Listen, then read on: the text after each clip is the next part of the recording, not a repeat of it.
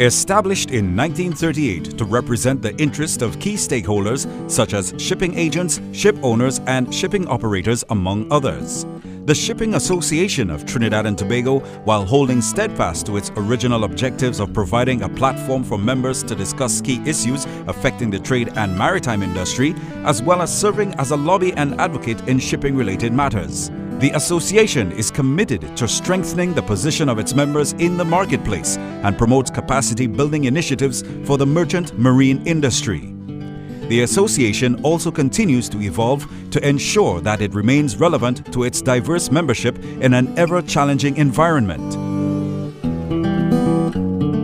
On the occasion of the Shipping Association of Trinidad and Tobago's 75th Diamond Anniversary Gala and Awards function, President of the Association, Mr. Ernest Ashley Taylor, spoke to the evolution of the role of the association throughout the decades of its existence.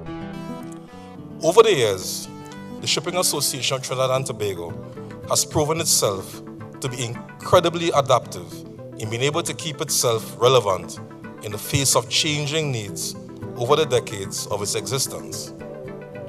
In the decades of the 40s and 50s, the association's role was a provider of labor for the port when lighters were used to bring cargo ashore due to the inability of larger vessels to berth alongside docks in Port of Spain.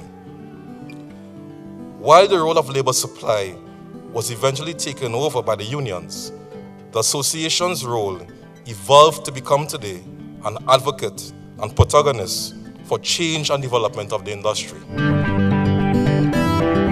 Today, the Shipping Association is committed to the continued growth of the shipping industry by its own efforts and alliances with key stakeholders. The association works closely with the Ministry of Trade, Industry and Investment, the Ministry of Transport, Ministry of Finance and the Economy, as well as the Customs and Excise Division. It also has a strong relationship with the Trinidad and Tobago Manufacturers Association, the Pilots Association, and the Maritime Industry Development Committee. The association's myriad strategies and interventions are all part of its efforts to increase our country's competitiveness amidst a dynamic global economy and a rapidly changing maritime industry globally. As the Minister of Trade, Industry and Investment, Senator the Honorable Vasant Barath in his address underscored the importance of diversifying the economy and identified the maritime industry as a key sector for development and applauded the association for remaining committed to strengthening the position of its members in the marketplace and promoting capacity-building initiatives. In keeping with the government's thrust to diversify the economy, the maritime industry has been identified as a key sector for development. And just as a matter of interest, the others are financial services, ICT, tourism, the creative industries sector, agro-processing, and downstream energy services, and of course, the maritime sector. As a nation with a long-standing maritime history, Trinidad and Tobago has always benefited from a favorable geographical location away from the hurricane belt and strategically located between key trading routes connecting North and South America. The maritime industry is a critical facilitator to international trade. Approximately, as you would all know, 90% of the volume of world trade is carried by seaborne transportation. Maritime industry activities, especially seaborne transport, are therefore extremely entwined and closely correlated to industrial activity, to GDP growth, to merchandise trade, and of course, to jobs. A strategic plan has indeed been developed to position our local industry as a maritime hub and global leader in the maritime industry, which is characterized by service excellence, innovation, customer focus, environmental sustainability, and human resource development. Your theme for this 75th anniversary is, after 75 years, a new vision for the industry development and growth.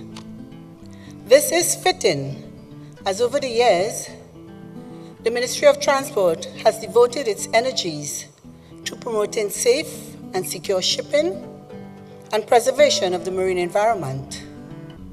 This will facilitate efficient commerce through the development, application and enforcement of national and international standards via shipping legislation.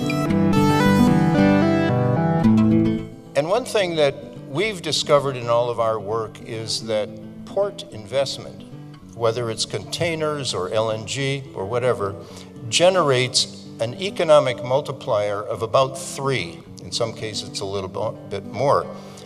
This means that for every dollar that you invest in port infrastructure, you get $3 back, either in spending by workers or taxes, and all the ancillary other industries that are developed around ports. So port investment is generally considered by most people as a very, very good deal. And then lastly, you really need to have good people.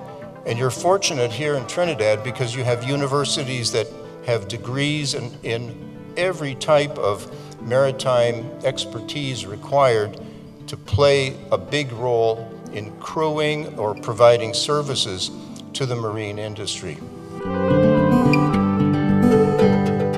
The Shipping Association of Trinidad and Tobago myriad of strategies and interventions are all part of its efforts to increase our country's competitiveness amidst a dynamic global economy and a rapidly changing maritime industry globally.